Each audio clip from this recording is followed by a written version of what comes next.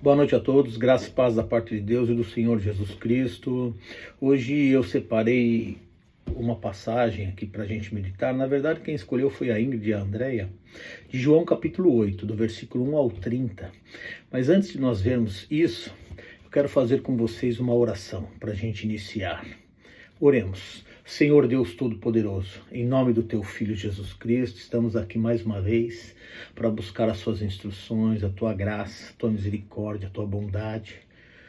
Nos comprometemos, grande Deus, de todo domingo e toda quarta-feira, de buscar a Sua palavra com intensidade, com detalhes, para que o Senhor, através do Teu Espírito, possa nos revelar, grande Deus, as Suas informações, as Suas graça para as nossas vidas e especialmente o modelo que o Senhor empregou para nós vivermos nessa terra. Temos a Tua palavra como preciosa em nossas vidas, grande Deus, e por isso nós estamos aqui meditando em mais essa porção. Dá-nos, grande Deus, as instruções que o Senhor reservou para nós neste momento, para que estejamos todos nós ainda mais fortalecidos no Senhor, na Tua graça e na Tua misericórdia.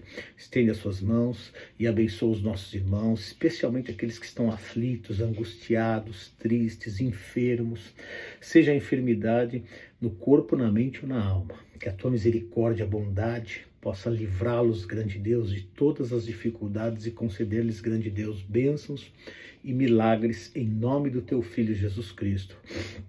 Queremos também te pedir por cada um de nossos familiares, para que o Senhor traga-os para a Tua palavra, ainda mais fortaleça-os, grande Deus, no Senhor, e que o Teu nome seja sempre glorificado. Continua abençoando o nosso país e o nosso povo, porque precisamos tanto do Senhor, grande Deus, precisamos tanto da Tua direção. Abençoa-nos, grande Deus, a cada momento de nossas vidas. É o meu pedido, a minha gratidão e o meu louvor ao Senhor, em nome do Teu Filho Jesus Cristo, Senhor. Amém e graças a Deus. Amém, pessoal? Eu vou pedir a gentileza para a Andrea ler o texto aqui para a gente e eu já volto com a explicação, tá bom?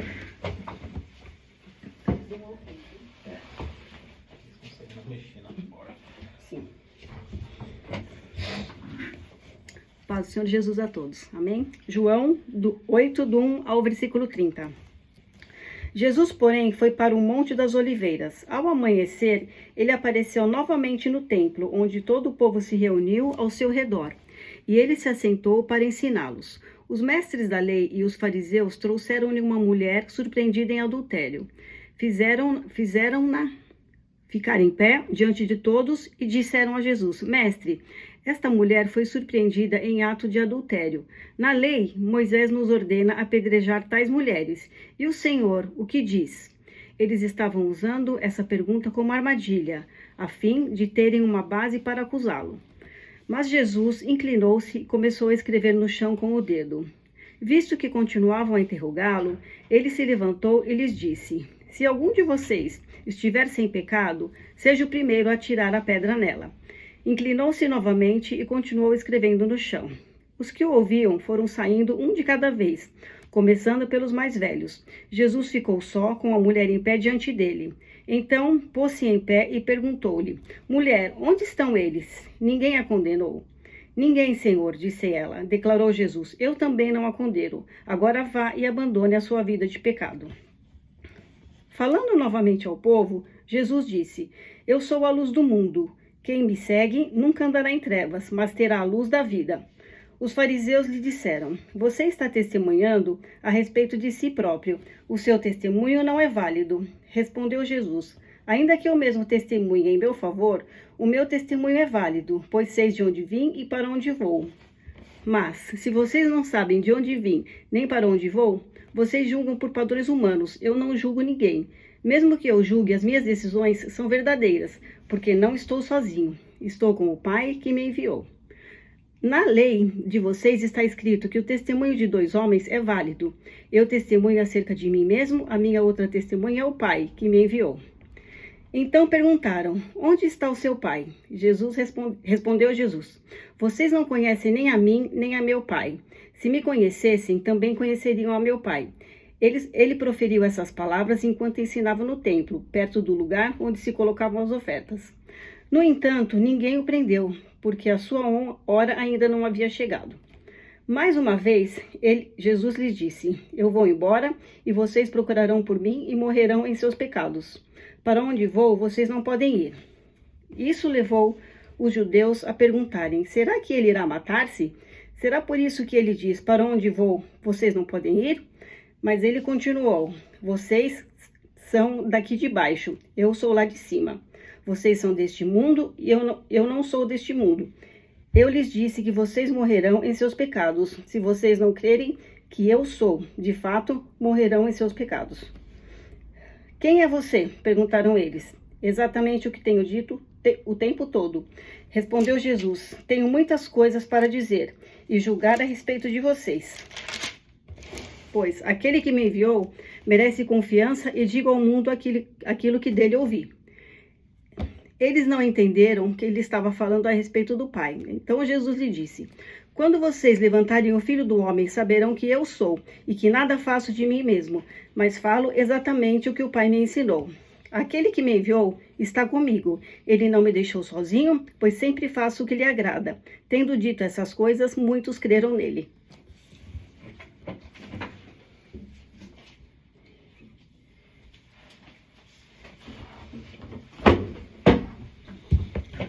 Graças a Deus, obrigado, Andréia. Versículo 1 do capítulo 8 do livro de João, que diz assim: Jesus, porém, foi para o Monte das Oliveiras. Ao amanhecer, ele apareceu novamente no templo. Gente, quando Jesus Cristo ele precisava ter um momento com Deus, um momento a sós, ou precisava orar, precisava estar em comunhão com o Pai, ele se distanciava dos lugares povoados. Geralmente subia no monte, geralmente era o Monte das Oliveiras, que era justamente para dificultar as pessoas de segui-lo, porque ele queria sempre ter um momento sozinho com Deus. Assim somos nós. Nós precisamos ter os nossos momentos a sós com Deus. Quando nós nos colocamos a orar, a falar com Deus, a extrair dos nossos corações e colocar diante de Deus o que nós precisamos, seja as nossas angústias, as nossas dificuldades, os nossos anseios, os nossos pedidos. É muito bom fazer isso num lugar onde nós estamos a sós. O Senhor Jesus Cristo não tinha o quarto, né? Que ele fala, o Filho do Homem não tem onde repousar a sua cabeça. E quando ele fala de oração, ele fala, entra no seu quarto, fecha a sua porta. Nós temos essa condição de entrarmos no nosso quarto, fecharmos a nossa porta e orar a Deus em secreto, em oculto. Porque em secreto, em oculto, estando só nós e Deus, a gente consegue ser mais sincero, consegue extrair completamente o que há no nosso coração, o que há em nossas vidas e colocar diante de Deus. Por isso Jesus Cristo muitas vezes ia para esse monte chamado Monte das Oliveiras, né? A oliveira é uma árvore que produz azeitona e posteriormente é extraído da azeitona o azeite, que as pessoas usavam na época para ungir as pessoas. Tanto que naquele momento de angústia que antecedeu o sofrimento do Senhor Jesus Cristo, ele estava no Monte das Oliveiras, no jardim do Getsemane. Getsemane é prensa de azeite. E aí ele teve lá o momento de angústia dele, junto com os seus apóstolos, né? E a Bíblia diz que a partir daquele momento começou-se o sofrimento dele. Então esse Monte das Oliveiras aqui, a oliveira, como eu disse, né, a árvore que produz a azeitona, é um momento que ele se fortalece, espiritualmente falando. Nós também precisamos ter os nossos momentos de nos fortalecermos com Deus através de nossas orações. Nós também temos os nossos momentos de estarmos no Monte das Oliveiras, figuradamente falando, né? Não precisa ser exatamente no Monte das Oliveiras lá em Israel, mas podemos fazer do nosso quarto o nosso Monte das Oliveiras, quando fechamos as portas e colocamos todo o nosso coração diante de Deus, seja as coisas boas ou as coisas que nos entristeceram no dia, na semana, no momento, e conversamos com Deus como o Senhor Jesus Cristo geralmente fazia. Amém? No versículo 2 ele diz assim: ao amanhecer ele apareceu novamente no templo, onde todo o povo reuniu-se ao seu redor. Esse templo, gente, era templo dos judeus, templo da religião judaica, né, da lei de Moisés. Nós temos a divisão na Bíblia da lei de Moisés e do cristianismo, da lei de Cristo. Essas duas, divididas no Antigo e no Novo Testamento, elas são muito parecidas, só que algumas coisas foram alteradas. Da lei do judaísmo, né, onde tinha os templos, para a lei de Senhor Jesus Cristo, onde não havia templo. As pessoas se reuniam em suas casas, né? O início do cristianismo, ok? Então, o que o Senhor Jesus Cristo queria dizer e fazer? Mostrar para os judeus o que tinha sido alterado. Então, ele vem explicando isso em Mateus capítulo 5, algumas coisas, né? Então, Mateus capítulo 5, ele diz assim, ó, a partir do 20, a partir do 21. Viram o que foi dito, mas eu lhes digo. Viram o que foi dito, mas eu lhes digo. E o mais contundente de Mateus capítulo 5 é o versículo 42, né? Ele diz assim, ó, viram o que foi dito? Odeie o seu inimigo, mas eu lhes digo, ame os seus inimigos. Então você vê as alterações que ele fez do antigo para o novo, da lei do judaísmo para a lei do cristianismo. Então, essa divisão nós precisamos perceber e ter, né? A gente vai abordar mais um assunto aqui ainda em relação a essa mudança da lei, né? Então, Jesus Cristo estava no templo, mostrando para os judeus que não era mais agora para se cumprir uma lei, mas para ser alguém que vive com Deus. Então, o Antigo Testamento é cumpra o que Deus mandou. O Novo Testamento é seja como o Senhor Jesus Cristo foi. Quando a gente é obrigado a fazer algo que nós não somos, nós temos alguma dificuldade. Quando nos é pedido fazer algo que somos, nós temos facilidade. Então, se revestir do Senhor Jesus Cristo é justamente isso. Não é fazer, é ser. E aí, ser do Senhor Jesus Cristo, ser de Deus, já dá a nós a condição de fazermos automaticamente aquilo que Deus requer, independente do nosso esforço. Uma vez que nós somos de Deus, somos filhos, somos povos de Deus, naturalmente a gente já exerce, né, o que Deus requer de cada um de nós. Por isso, a diferença entre o Antigo e o Novo. Mais uma peculiaridade da lei de Moisés, né, que poucos param para pensar. Se nós formos considerar que o ser humano ele existe há 5.785 anos depois da queda de Adão, a lei de Moisés ela foi introduzida por 1.400 anos. Entre Moisés e Jesus, início da lei, Moisés. Jesus, fim da lei. Início do cristianismo. Ela foi introduzida por 1.400. Num total de 5.780 anos, você vê que é um período muito pequeno da existência do homem, essa lei de Moisés, que as pessoas tanto se importam com ela, né? Não é um período pequeno? 1.400, aproximadamente, tá? 1.400 anos, 1.300 anos, tem alguém que fala até que é 1.200, mas isso não é o caso. Aproximadamente 1.400 anos, num total de quase 6.000 anos da existência entre a queda de Adão e até os dias atuais, a gente vê que é uma porção pequena. E para que serviu essa lei? Para ressaltar o pecado. Quando me é mostrado, quando é mostrado a mim o meu pecado, o que gera em mim? Um reconhecimento. Qual? Que eu sou pecador. E qual é a outra coisa? Eu tenho que me livrar disso. Aí eu não consigo me livrar sozinho do meu pecado. O que eu faço? Eu preciso da ajuda. De quem? De Deus. E aí é que está o ponto-chave. Quando eu busco a ajuda de Deus, eu não consigo ser perfeito, eu não consigo me livrar dos meus pecados, eu não consigo me salvar. Preciso do Senhor. É aí que é a chave do cristianismo. Pedir para Deus o que nós não conseguimos fazer, que é a salvação, que é a remoção dos nossos pecados, ok? Então, o Senhor Jesus Cristo estava no templo, tentando explicar isso para os judeus, né?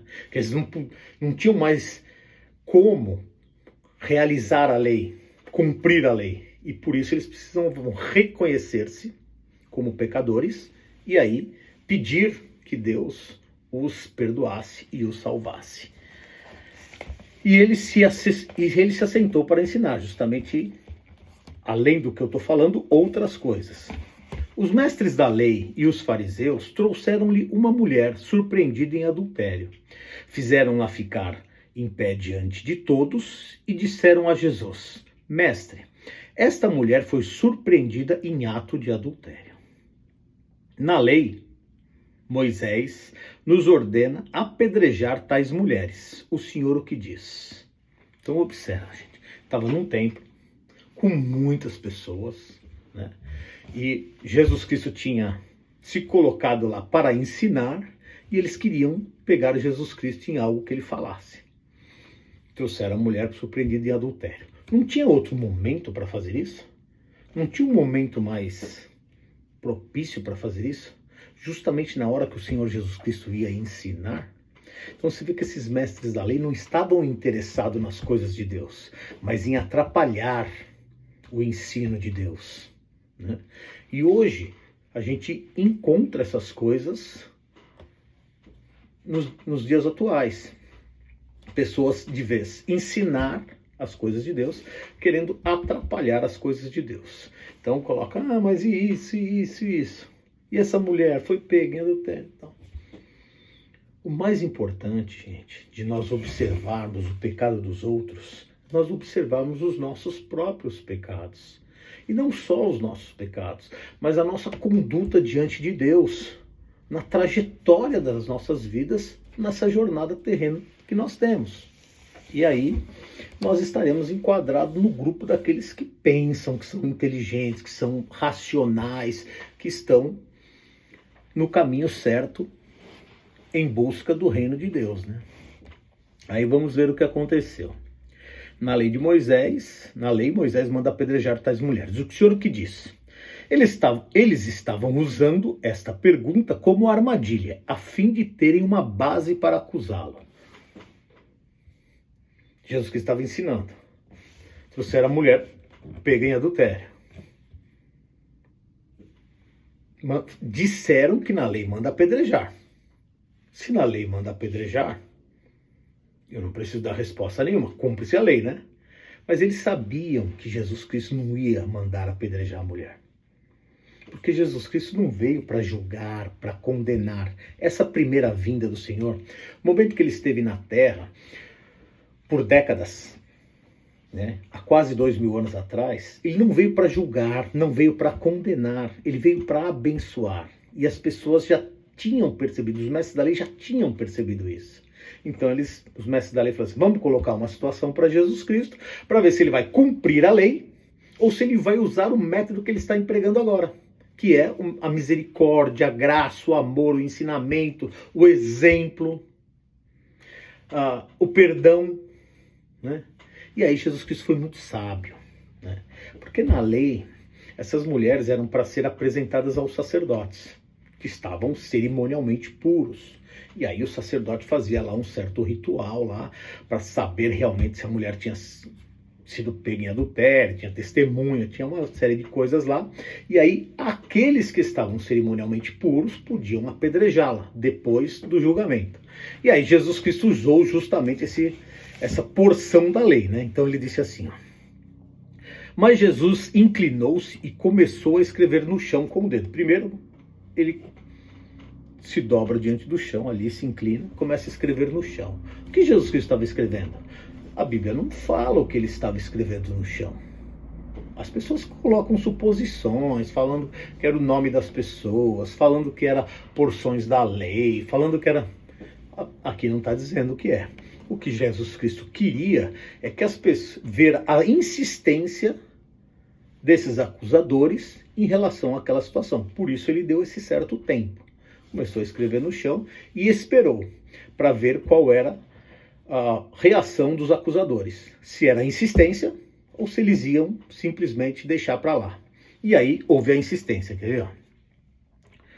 Visto que continuavam a interrogá-lo, ele se levantou e lhes disse, se algum de vocês estiver sem pecado, seja o primeiro a tirar a pedra nela. Então Jesus Cristo realmente deu e mandou, né, cumprir-se a lei. Quem tiver sem pecado, atire a primeira pedra. Então, atirem a primeira pedra. Mas tem um detalhe. Vocês também não podem ter pecado. Se vocês tiverem algum tipo de pecado, mesmo que não for do adultério, pode ser qualquer outro pecado da lei, porque Tiago capítulo 1, versículo 30, se eu não me engano, diz que aquele que peca num ponto da lei é culpado de quebrá-la integralmente, né? Então, qualquer outro ponto da lei que esses acusadores tinham descumprido naquele momento, não dava a eles mais o direito de apedrejá-la, porque estariam se igualando a elas. E eles fizeram essa reflexão. E Jesus Cristo dá essa reflexão para nós fazermos hoje. Eu estou imaculado, eu estou sem pecado nenhum para acusar o meu irmão ou a minha irmã? Eu sou perfeito para acusar alguém? Se eu for perfeito, eu posso acusar. Se eu for perfeito, eu posso apedrejar. Se eu for perfeito, eu posso mostrar-lhes os defeitos, os erros, os pecados e assim sendo. Só que se eu fizer uma avaliação da minha vida e ver que eu cometi alguns erros, porque a própria Bíblia diz que não tem quem não comete erros, quem não peca, eu vou ver que eu não estou apto para fazer isso. E essa foi a melhor de todas as reflexões que o Senhor Jesus Cristo deu a essas pessoas da época, para terem e para nós. Quem somos nós para apedrejar os outros? Entende? Aí eles fizeram essa reflexão. Olha só. Inclinou-se novamente e continuou escrevendo no chão, dando mais uma vez, pela segunda vez, a chance da reflexão para esses acusadores. Então ele falou, quem tiver sem nenhum pecado, pode começar a tirar a pedra, seja o primeiro. E aí voltou para o chão e deu a chance para eles repensarem, para eles avaliarem. A chance de nós pensarmos nas nossas vidas, nas nossas decisões, para nós avaliarmos como nós estamos vivendo, o Senhor sempre nos dá. E ainda mais quando nós temos o desejo de compreender as coisas relacionadas à palavra de Deus. Todas as vezes que a gente lê uma porção da palavra, vem sobre nossas vidas aí o desejo de entendermos como nós devemos proceder de forma para sermos ainda melhores, não é mesmo? E Jesus Cristo deu essa chance a esses acusadores. Aí olha o que aconteceu. Versículo 9. Os que o ouviram foram saindo, um de cada vez, começando pelos mais velhos. Então, saíram todos, né? Foram saindo, porque ninguém apedrejou, porque eles fizeram uma reflexão. Realmente eu não estou em condições para julgá-la. No mínimo, cada um pensou num erro que tinha cometido. Não semelhante ao dela, podia ser qualquer outro, como eu disse. E aí começou pelos mais velhos a se afastarem da mulher, para não apedrejá-la. Por quê? Porque os mais velhos eram os mais sábios. Então eram os primeiros a entender a mensagem do Senhor Jesus Cristo. Os mais velhos falam, irmão, realmente nós não temos aí o direito de apedrejar a mulher, mesmo porque nós também temos os nossos erros e os nossos pecados. Então, começando pelos mais velhos, por final, os mais jovens, que demoram um pouquinho mais para entender, mas todos deixaram Jesus Cristo sozinho com a mulher e não apedrejaram a mulher por causa de seus próprios pecados. Então Jesus pôs-se em pé e perguntou-lhe, ou seja, perguntou para a mulher, mulher, onde estão eles? Ou seja, aonde estão os seus acusadores? Essa frase é tão espetacular, gente, que Jesus Cristo oferece para a mulher e também para nós. É uma frase de reflexão pelo seguinte, onde é que estão os nossos acusadores? Não importa as nossas ações aos outros. As nossas ações importam a nós e a Deus, porque hoje nós não temos acusadores contra nós, pelo simples fato de estarmos no Senhor Jesus Cristo. Quando nós escolhemos o Senhor Jesus Cristo, quando nós escolhemos a Deus para seguir com Ele, para nos importarmos com o que Deus disse, com o que Deus estabeleceu, com o que Deus proíbe. Quando nós tomamos essas decisões de crer no Senhor Jesus Cristo e confirmamos com o nosso batismo, a partir daí não temos mais acusadores. Aonde estão os nossos acusadores? Eles não existem mais. Apesar de tentarem nos acusar, as suas acusações não têm efeito nenhum. Como não houve efeito nenhum desses acusadores aqui sobre a mulher. E olha que ela tinha cometido o ato, hein? E é um pecado muito mais grave do que a maioria dos nossos pecados hoje. E no caso dela, os acusadores não tiveram êxito na acusação. E é o que acontece conosco. Nenhuma condenação há para aqueles que estão em Cristo Jesus, segundo o livro de Romanos, capítulo 8. Nós precisamos ter essa consciência que ninguém tem o direito de nos acusar de absolutamente nada. Portanto, eu ofereço uma reflexão a todos vocês. Eu ofereço um conselho a todos vocês. Não permitam que os outros lhes acusem de absolutamente nada. Não importa se você fez certo ou se você fez errado. O que importa das nossas ações, sejam elas certas ou erradas, é nós e Deus. Não estou dizendo para pecar. Estou dizendo que nós precisamos nos esforçarmos para termos uma vida mais próximo possível da palavra de Deus. Mas se porventura cometemos algum deslize, alguma falha, ninguém tem o direito de nos acusar de absolutamente nada. A gente pode receber instruções, sabedorias da palavra de Deus, sim, mas acusações, jamais. Como ninguém acusou a mulher. E olha só o que o Senhor Jesus Cristo vai dizer, ó. Mulher, aonde estão eles, ou seja, os seus acusadores? Ninguém a condenou? Ninguém, Senhor, disse ela. Declarou Jesus, eu também não. Eu também não a condeno. Peraí, a mulher tinha realmente cometido um ato de adultério. Por que Jesus não a condenou? Ele descumpriu a lei? Não, porque não era obrigação dele condenar. Não era obrigação daqueles acusadores condenar. Ela tinha que ter passado por um processo formal, né, de averiguação se realmente ela tinha sido pega em adultério, né, tinha cometido adultério, e depois, né, de um processo, as pessoas que estavam cerimonialmente puras podiam apedrejá-la. Jesus Cristo não, os acusadores não. O que eu entendo com isso? Deus pode me acusar, porque Deus é o único puro. Jesus Cristo pode me acusar, porque é o único puro. E as outras pessoas, não. Não quer dizer que eu vou pecar, não vou. Vou fazer o meu melhor para Deus. Porque justamente, junto com todas as promessas de Deus, existe a promessa de que Deus me deu a oportunidade de eu não ser acusado por ninguém. E aí, Jesus Cristo dá um conselho para ela extraordinário. Agora vá e abandone a sua vida de pecado. O que é abandonar a vida de pecado?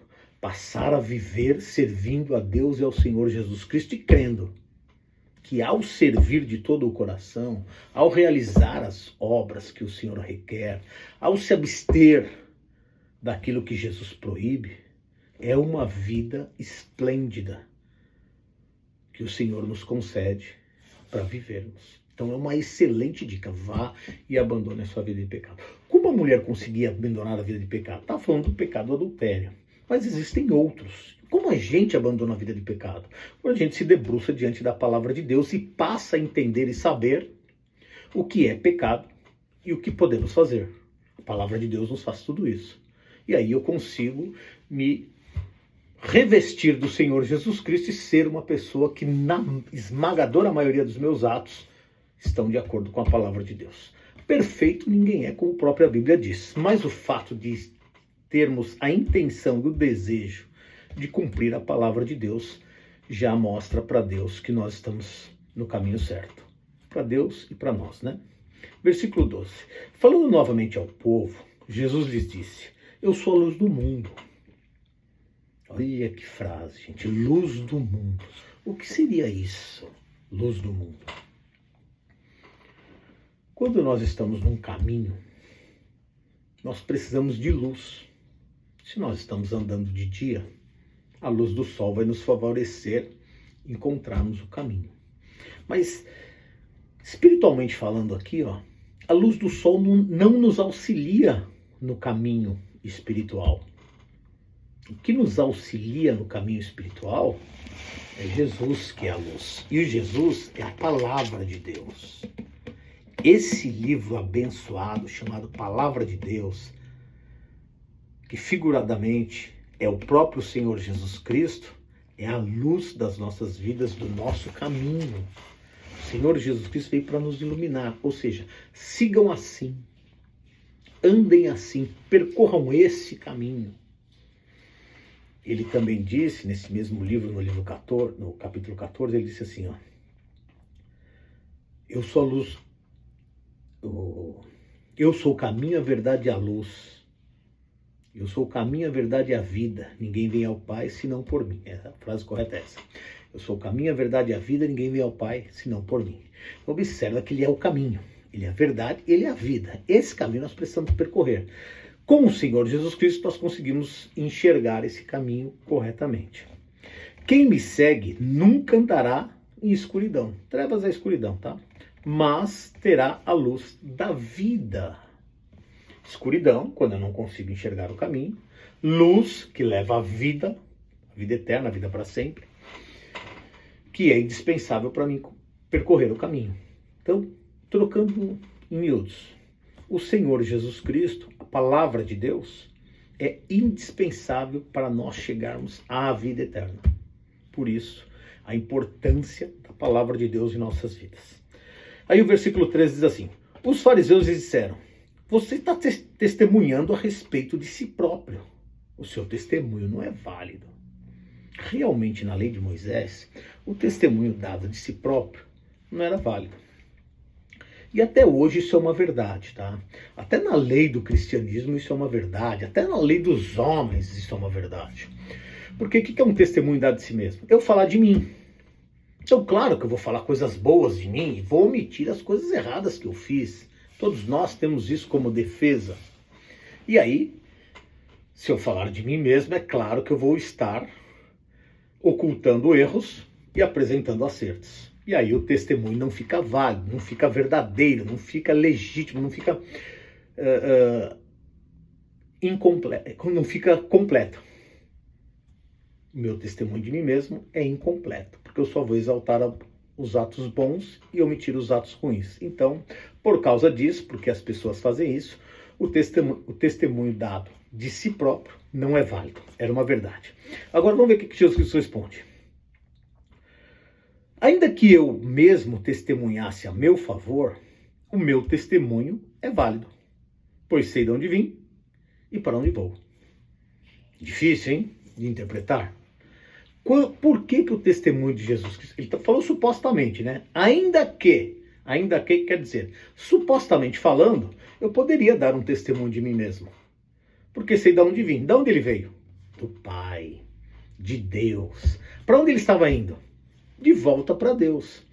Jesus Cristo, gente, ele vai falar ainda mais alguma coisa sobre isso. Ele veio não para fazer a vontade dele, mas para fazer a vontade do Pai. E ele disse nesse livro de João, em várias oportunidades, que ele não estava aqui falando de si próprio, mas falando de Deus. Nós vamos ver isso aqui mais para frente. E aí, o fato dele não falar dele mesmo, mas sim de Deus, já dava veracidade ao seu testemunho. Mas ele não se aprendeu a isso, porque aqui ele está falando supostamente, ó, ainda que. Mas vocês não sabem de onde eu vim, nem para onde eu vou.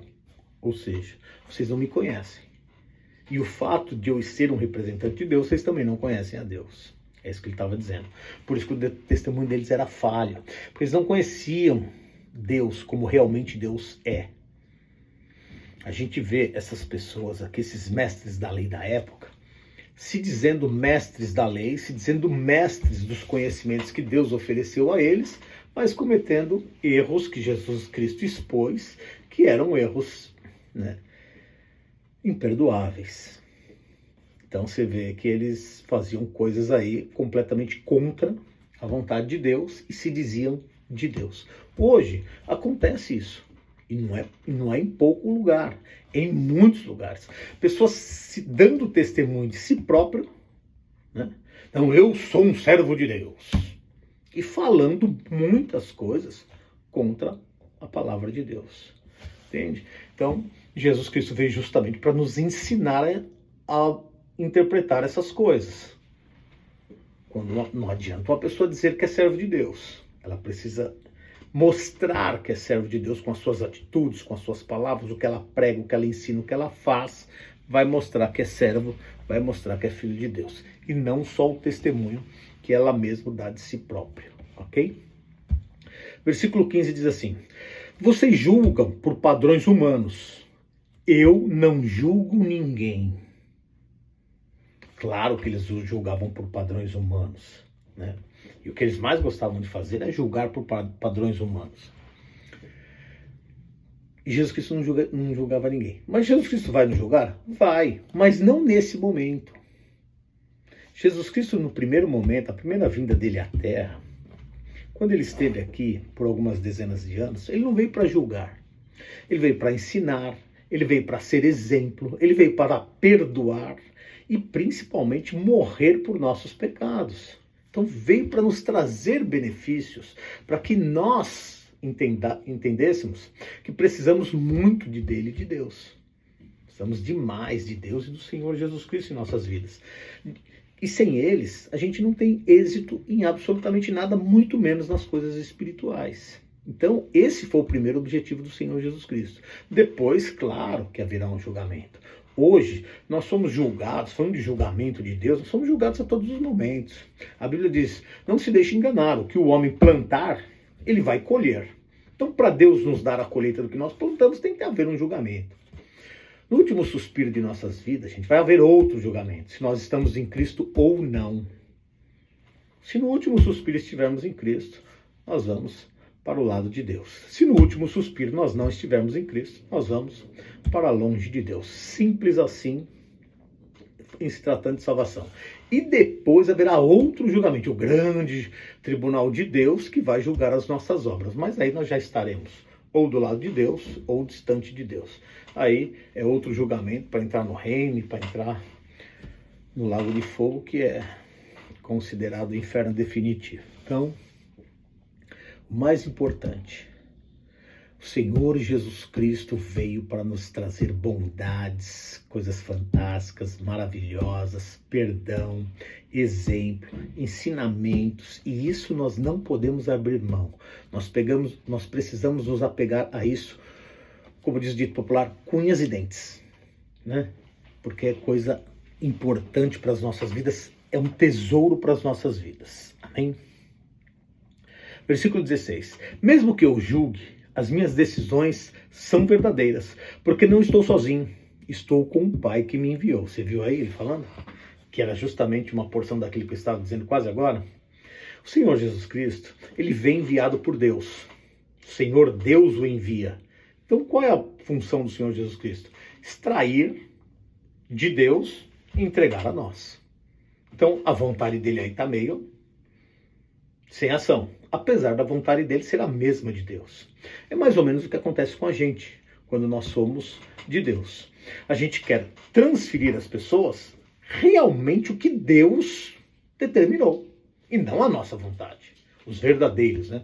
Os verdadeiros servos de Deus, os verdadeiros mestres de Deus se importam em transferir exatamente a palavra de Deus. E não as suas vontades, ou as suas percepções das coisas, ou as suas ideias das coisas, não. A minha ideia não importa. O que importa é a ideia de Deus. E é isso que eu vou transmitir para as pessoas. Então, o meu julgamento, baseado nas ideias de Deus, passa a ser válido porque eu não estou julgando a mim, mas o que Deus estabeleceu. É isso que Jesus Cristo está falando. Ok? Versículo 17. Na lei de vocês está escrito que o testemunho de 2 homens é válido. Eu testemunho acerca de mim mesmo e a minha outra testemunha é o Pai que me enviou. Então o testemunho de 2 pessoas é válido. Mas Jesus Cristo estava testemunhando dele? Não. Ele estava testemunhando do quê? Da palavra de Deus, daquilo que Deus tinha estabelecido. Então ele era uma testemunha e Deus era outra. E aí isso passa a ter um imenso valor para as nossas vidas. Você imagina algo que o Senhor Jesus Cristo está testemunhando, que é verdadeiro, e a outra testemunha é Deus? Você imagina? Imaginemos nós a importância de tudo isso. do que Deus separou para nós e como nós devemos nos apegar ainda mais dia a dia nas coisas que Deus deixou para nós, que está contido nesse livro fantástico que é a Palavra de Deus, principalmente no Novo Testamento, tá? Versículo 19. Então lhe perguntaram, onde está o seu pai?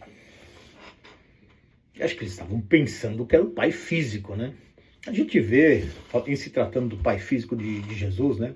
Pai de criação de Jesus Cristo, que esse homem chamado José, ele aparece lá em Lucas capítulo 2, quando Jesus Cristo tinha 12 anos.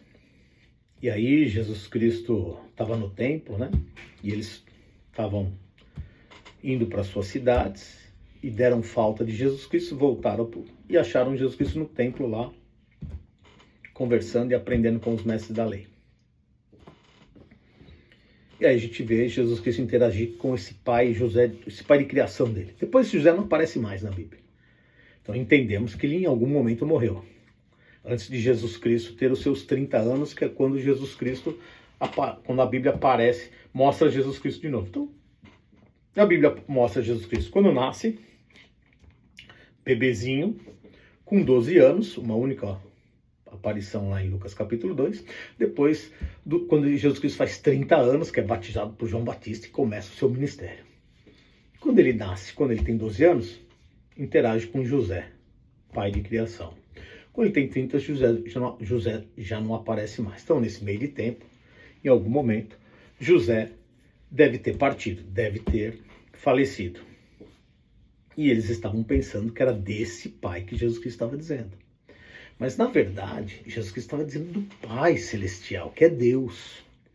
E aqui, gente, há um ensinamento para nós. Os nossos pais terrenos, eles são ótimos e nós devemos muito a eles e devemos muita atenção, muito carinho. E o conselho que eles sempre nos dão é sensacional, é extraordinário. Mas nunca está acima do nosso Pai Celestial, que é Deus. Nosso Pai Celestial, que é Deus, está sempre acima dos nossos pais físicos. Porque Deus tem muito mais sabedoria que todos nós. Então é muito inteligente da nossa parte ouvir muito mais a Deus do que os nossos pais físicos. Apesar de termos que ouvi-los e honrá-los, tá? E falando ainda de honra aos pais, você vê Jesus Cristo com 12 anos, essa passagem de Lucas capítulo 2, o finalzinho diz assim, ó, e foi com eles e lhes era obediente. Então Jesus Cristo obedecia seu pai e sua mãe. Então, um ensinamento para nós, né? Que nós devemos honrar os nossos pais físicos, as nossas mães, mas nunca acima de Deus, ok? Então lhe perguntaram, onde está seu pai? Respondeu Jesus, vocês não conhecem nem a mim nem a meu pai. Se me conhecesse, também conheceriam o Pai. Por quê? Quando Jesus Cristo vem, ele vem para ser também uma representação de Deus. Então, quando a gente olha para Jesus Cristo, a gente está olhando para Deus. Mesmo Jesus Cristo não sendo o Deus Pai. Quando há um representante que é muito fiel àquilo e àquele que ele representa, a gente consegue espelhar aquele que ele representa nele próprio. Por isso que Jesus Cristo disse isso. Vocês não conhecem nem a mim nem ao Pai. Se me conhecesse, conheceria o Pai. Porque eu estou fazendo exatamente o que o Pai estabeleceu, ordenou e me mandou fazer. Tá? Então, quer conhecer a Deus? Conheça o Senhor Jesus Cristo. Quer conhecer o Senhor Jesus Cristo? Leia a Bíblia. É fácil. E aí a gente não cai naquele erro de eu tenho uma espiritualidade, eu sou de uma religião, eu sou espiritual de um jeito, eu tenho uma coisa, eu e Deus. Isso daí nada vale. Porque se valesse, Deus não tinha estabelecido a sua palavra, a Bíblia Sagrada, para nós aprendermos coisas de Deus e como devemos seguir e viver com Deus. Entende? Então, quer saber como é Deus, o que Deus requer, o que Deus proíbe? Leiam a Bíblia. Principalmente o Novo Testamento, como eu sempre repito, como eu repito muitas vezes. Versículo 20. Ele proferiu essas palavras enquanto ensinava no templo, perto do lugar onde se colocavam as ofertas, né? Esse lugar onde se colocava as ofertas, gente, ele chamava-se, no grego, ele chamava gasofilácio. A palavra grega, por que aparece muito a palavra grega? Porque era o idioma da época. Como o império ele era romano, e a língua principal do império romano era a língua grega, grego antigo, tá? O grego atual não serve, houve muitas mudanças, né? As pessoas confundem isso até hoje, entre grego antigo e grego atual. A mesma coisa acontece no hebraico, que é Antigo Testamento. Hebraico antigo e hebraico atual. Então, muito cuidado quando alguém chega para vocês e falam assim, ó, não, aqui essa parte da Bíblia no grego é isso, não é isso, então é isso, não é... Gente, a Bíblia foi traduzida por pessoas especialistas nas línguas antigas. E hoje o que nós temos são línguas atuais. Então, muito cuidado com isso. Não vá ouvindo e achando que essas coisas aí, as pessoas fazendo vídeos aí na internet, dizendo, não, não era isso, é isso, porque no grego é assim, ou porque no hebraico é assim. Muito cuidado com isso, hein? Mas, voltando aqui. Por que Jesus Cristo ficava próximo do gasofilácio, ou seja, próximo do lugar onde colocava as ofertas? Porque era a forma que eles tinham na época de contribuir. Que ainda, aqui apesar desse livro estar no Novo Testamento, estava valendo o Antigo. É confuso. Mas se vocês pararem um minuto para pensar, Mateus, Marcos, Lucas e João está no Novo Testamento na Bíblia, mas ainda prevalece o Antigo. E Jesus Cristo queria ver quais eram as contribuições das pessoas. Por isso ele ficava do lado do gasofilácio, do lugar onde era colocado as ofertas. Hoje, se nós pudermos trazer para o cristianismo essa ação do Senhor Jesus Cristo, ele está sempre olhando para nós qual é a nossa contribuição. Não só não financeira, contribuição espiritual. O que nós estamos contribuindo para a palavra de Deus, para ensinar as pessoas, né? Você já parou para pensar que se você escolher um versículo da Bíblia que te tocou e colocar na sua rede social, pode tocar uma pessoa também? Pode tirar uma pessoa da depressão? Pode conduzir uma pessoa para próximo de Deus? Já parou para pensar nisso? Qual é a nossa contribuição de tudo que o Senhor tem nos dado? De todo o conhecimento que nós recebemos do Senhor Deus Todo-Poderoso? Será que nós estamos transmitindo? Será que nós estamos passando para o nosso próximo, para o nosso irmão, para abençoá-lo como nós somos abençoados? É uma reflexão, né? Por isso Jesus Cristo ficava no lugar onde era colocada as ofertas das pessoas, ok? No entanto, ninguém o prendeu, porque a sua hora ainda não havia chegado. Olha o que eu aprendo com isso. Jesus Cristo estava debatendo com as pessoas, falando de Deus, e a Bíblia diz que ninguém o prendeu porque a sua hora não era chegada. Eu fico imaginando por que as pessoas não conseguiram prendê-lo antes da hora. Só tem uma resposta. Porque Deus não quis. Porque Deus não autorizou prendê-lo antes da hora. E aí, eu transfiro isso para as nossas vidas. O que acontece em nossas vidas é o que Deus permite que aconteça. Porque se Deus disser assim, ó, nas nossas vidas não vai acontecer nada de ruim. Sabe o que de ruim acontece? Nada. É exatamente assim. Portanto, gente, nós precisamos saber e entender que todas as nossas necessidades estão nas mãos de Deus. E é com Ele que nós precisamos interagir. E é com Ele que nós precisamos conversar, orar, buscar e agradecê-lo por todas as bênçãos que recebemos, ok? Versículo 21. Mais uma vez, Jesus lhes disse, eu vou embora, e vocês procurarão por mim, e morrerão em seus pecados. Para onde vou, vocês não podem ir. Então, com quem que eles estavam falando? Ou melhor, com quem que Jesus Cristo estava falando? Com os mestres da lei. Primeira coisa que Jesus Cristo falou, eu vou embora. Aproveitem enquanto eu estou aqui, porque eu estou indo embora. O que eu aprendo? Vamos aproveitar o máximo possível enquanto temos acesso à palavra de Deus, acesso à Bíblia, né? Porque amanhã ou depois podemos não ter acesso. Então vamos aproveitar o máximo possível, que amanhã ou depois ele pode ir embora. A Bíblia pode ficar proibida, por exemplo, como é em alguns países comunistas do mundo aí, né?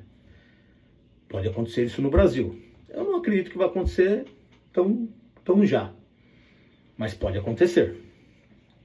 Aí ele fala assim, ó: e vocês procurarão por mim.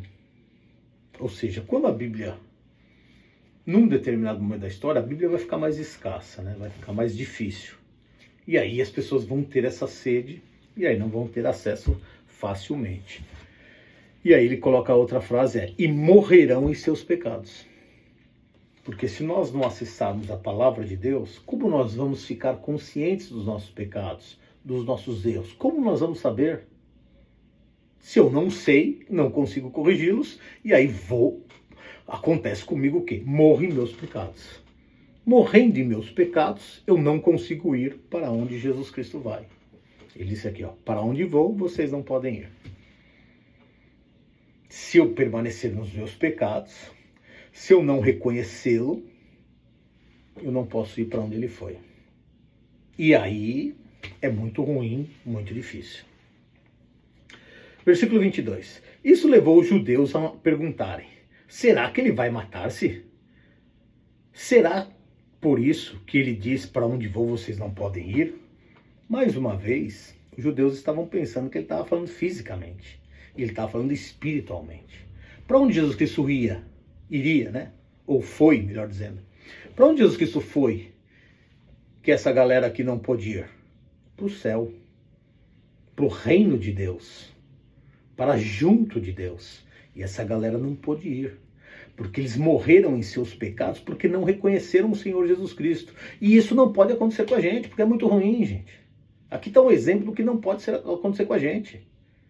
Morrermos em nossos pecados, tendo a possibilidade de ter o Senhor Jesus Cristo em nossas vidas. Não podemos permitir que isso aconteça jamais.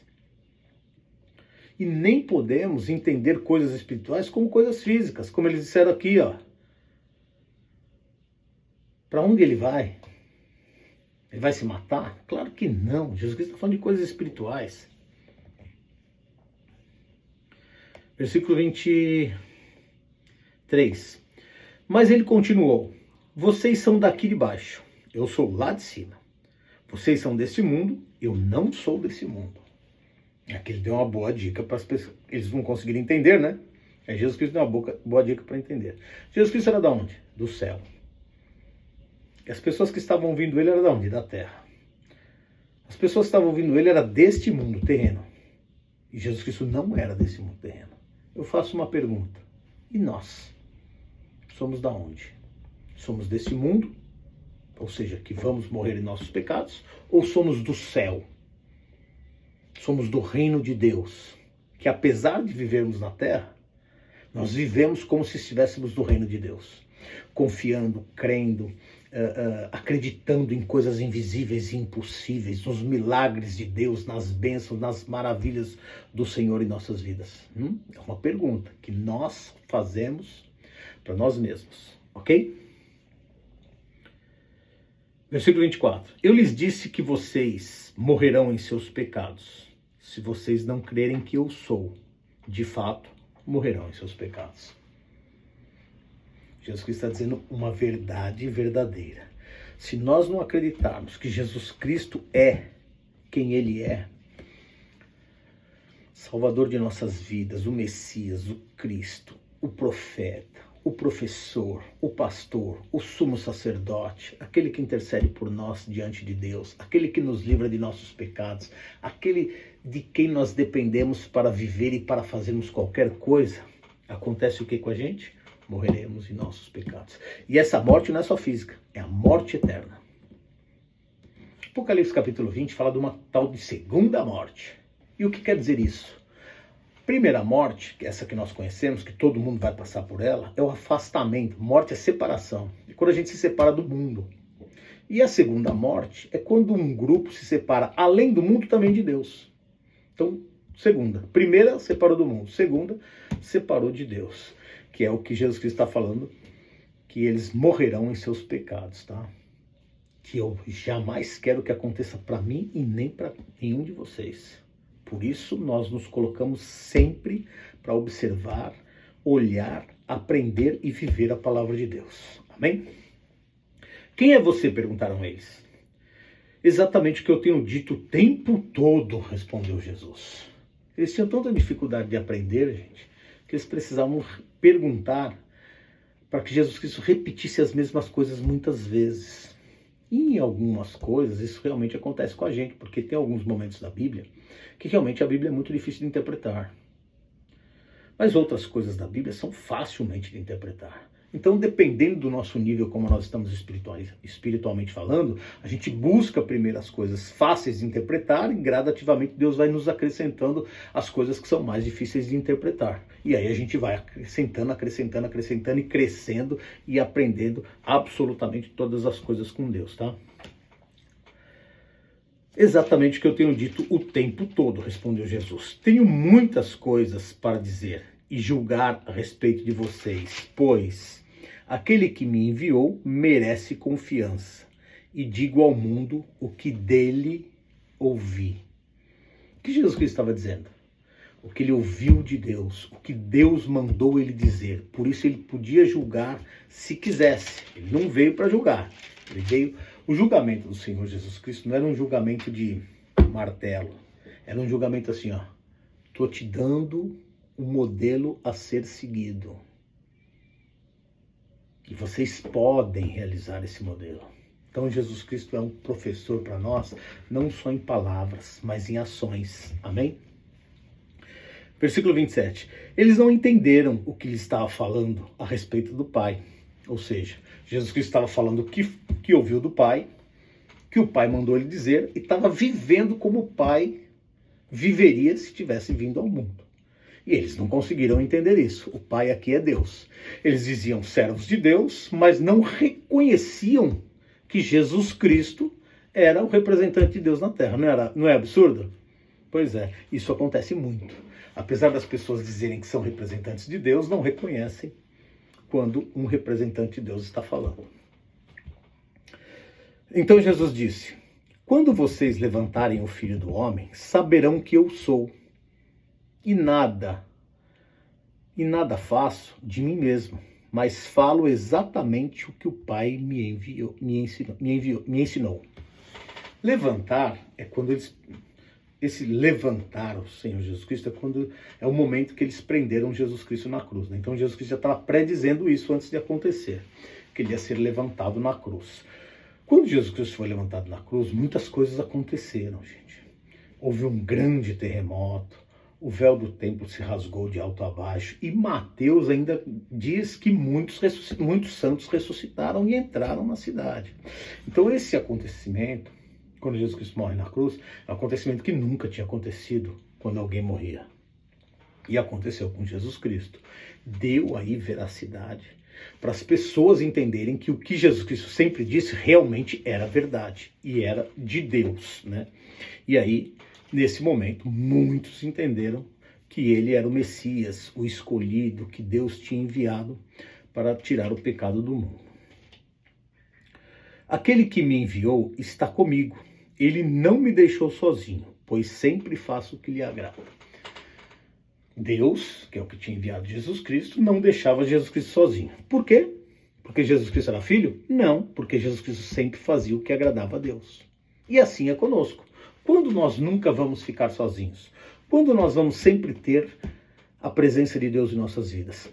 Quando nós olharmos para a palavra de Deus e nos esforçarmos ao máximo para cumprir o que Deus determinou. E aí nós nunca vamos ficar sozinhos, porque estaremos fazendo o que agrada a Deus. Olha que coisa extraordinária. Isso é uma coisa fantástica para as nossas vidas. Vivemos a nossa jornada aqui na Terra sempre com a presença de Deus. Isso é extraordinário, isso é fantástico, isso é ótimo. E aí o último versículo: tendo dito essas coisas, muitos creram nele, em Jesus. Quantas pessoas, gente, ainda não creram como deviam crer em Jesus Cristo?